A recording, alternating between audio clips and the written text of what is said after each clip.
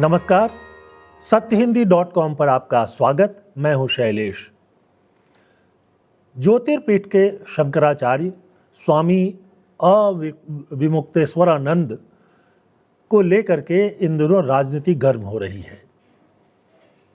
विपक्ष का आरोप है कि उनको जानबूझकर अपमानित किया गया। दूसरी तरफ योगी की सरकार का कहना है कि अविमुक्तेश्वरानंद माघी अमावस्या के दिन संगम पर उस जगह पर पालकी से जाना चाहते थे जहां वीआईपी स्नान की मनाही कर दी गई थी।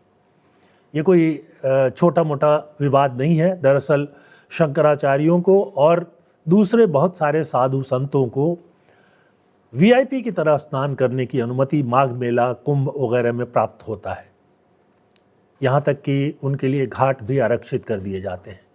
वो अलग तरह के वीआईपी माने जाते हैं।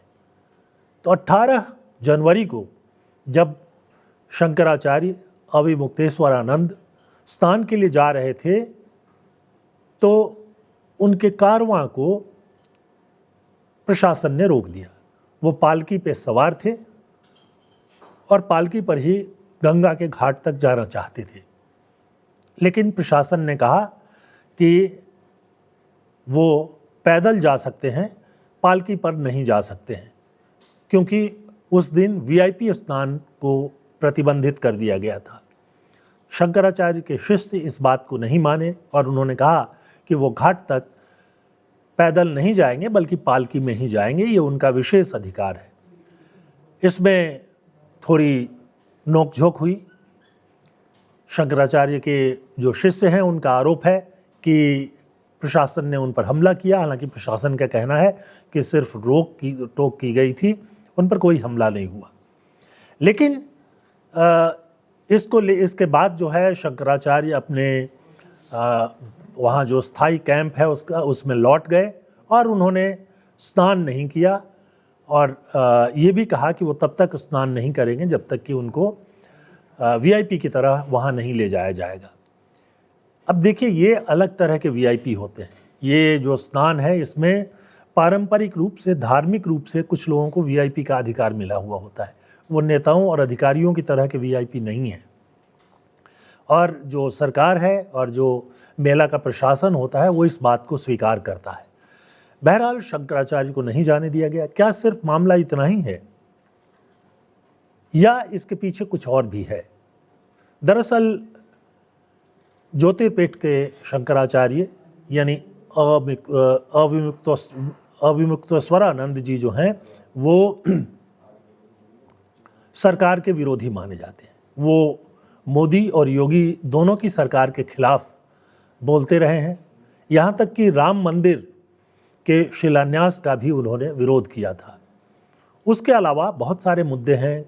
गोरक्षा का मुद्दा है जिस पर वो सरकार की आलोचना करते रहते हैं और इसलिए सरकार की नज़रों में हमेशा बने रहते हैं। उन पर यह भी आरोप लगाया जाता है कि वो कांग्रेस के समर्थक हैं। हालांकि वो हमेशा से इस बात को इनकार करते रहे हैं और चूंकि ये विवाद उनसे जुड़ा हुआ है इसलिए एक राजनीतिक मुद्दा बन गया है। कांग्रेस ने कहा कि ये सीधे तौर पर शंकराचार्य का अपमान है, परंपराओं के विरोध में कार्रवाई की गई। पूर्व मुख्यमंत्री उत्तर प्रदेश के अखिलेश यादव ने भी यही कहा कि ये शंकराचार्य के खिलाफ जो सरकार है उसकी एक बेरहम कार्रवाई है। बहरहाल कुल मिलाकर के अगर आप देखें तो ये लगता है कि कहीं ना कहीं से जो ज्योतिर्पीठ के शंकराचार्य हैं उनका जो रुख है उस पर ये सरकारी कार्रवाई ज़्यादा मौजू लगती है। यहाँ मैं बताता चलूँ कि देश में 4 शंकराचार्य हैं। कुछ लोग 5 भी कहते हैं, लेकिन जो पारंपरिक रूप से शंकराचार्य हैं वो 4 हैं। इसमें से एक हैं स्वामी निश्चलानंद सरस्वती, ये गोवर्धन पीठ पुरी के शंकराचार्य हैं। अभी स्वामी भारती तीर्थ, ये श्रृंगेरी मठ या शारदा पीठ के शंकराचार्य हैं। स्वामी सदानंद सरस्वती, ये द्वारका पीठ के शंकराचार्य हैं। ये तीनों के तीनों लोग जो हैं वो बीजेपी के समर्थक माने जाते हैं। इन्होंने राम मंदिर और उसके शिलान्यास का समर्थन किया था। आमतौर पर बीजेपी मुख्यमंत्री योगी या फिर प्रधानमंत्री मोदी की जब भी बात आती है तो ये एक तरह से उनका समर्थन करते हुए दिखाई देते हैं। जो चौथे शंकराचार्य हैं स्वामी अविमुक्तेश्वरानंद सरस्वती, ज्योतिर्पीठ के हैं। जोशी मठ उत्तराखंड में जो है वहाँ के ये शंकराचार्य हैं। ये विरोधी माने जाते हैं। अब ये जो मामला है वो बहुत महत्वपूर्ण हो जाता है। क्या ये कार्रवाई इसलिए की गई, क्या उनको घाट तक पालकी में जाने से इसलिए रोका गया कि वो सरकार के विरोध में बोलते रहे हैं, या राम मंदिर और गौ हत्या जैसे मुद्दों पर सरकार को घेरते रहे हैं, या फिर ये एक सिर्फ प्रशासनिक एक व्यवस्था थी जिसके चलते रोका गया। ये विवाद जो है सिर्फ इतना तो नहीं लगता है, और जो कुछ विपक्ष का बयान आ रहा है उससे ये लग रहा है कि कहीं ना कहीं से सरकार के मन में एक तल्खी जो है वो मौजूद है ज्योतिर्पीठ के शंकराचार्य को लेकर के। ज्योतिर्पीठ को ही ज्योतिष पीठ भी कहते हैं। और वहाँ के शंकराचार्य पहले भी विवादास्पद रहे हैं। इसके पहले भी जो अविमुक्तेश्वरानंद जी के गुरु थे उनको लेकर भी विवाद था। उनको भी कांग्रेस का समर्थक माना जाता था, और जो बीजेपी थी वो उनके खिलाफ रहती थी।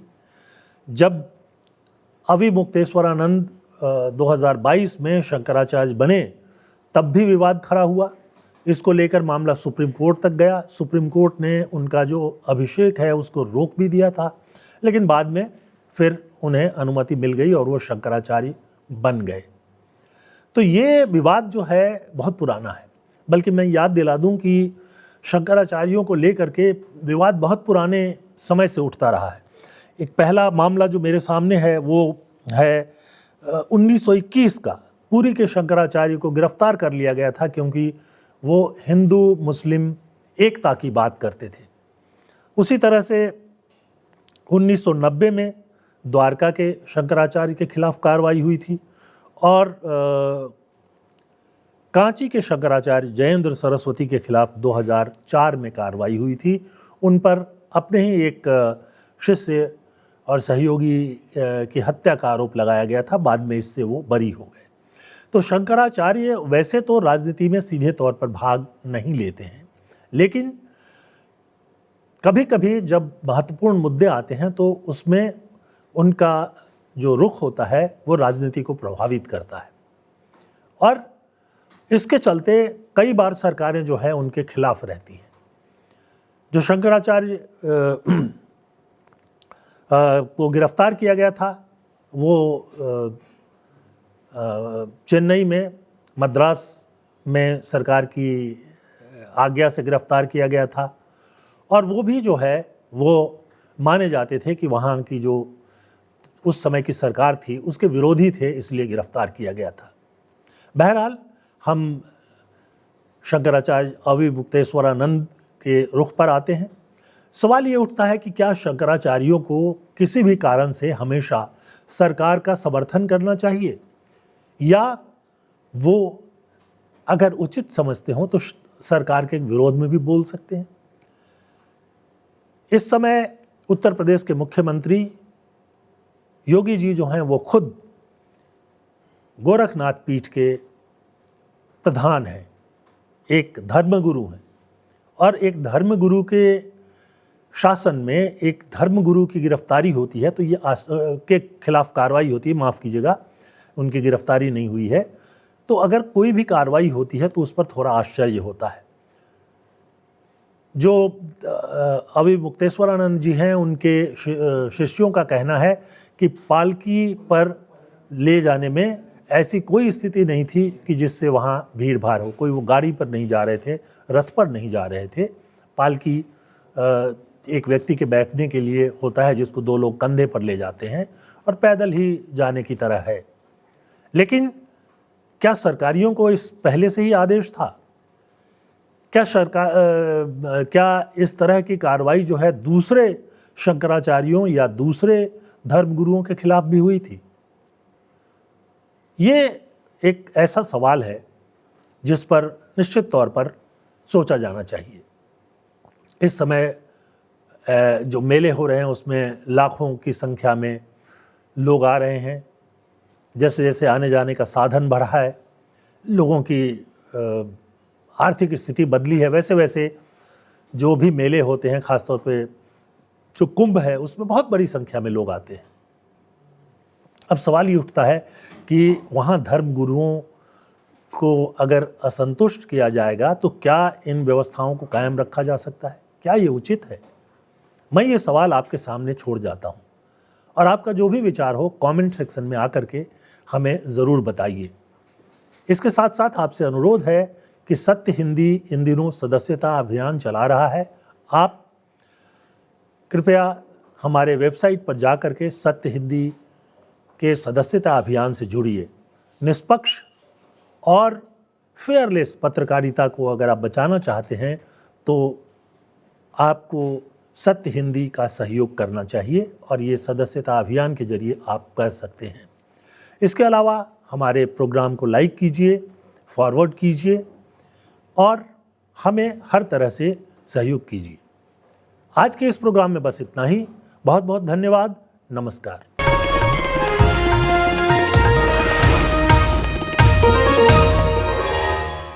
Copyright disclaimer under Section 107 of the Copyright Act 1976. Allowance is made for fair use for purposes such as criticism, comment, news reporting, scholarship, and research.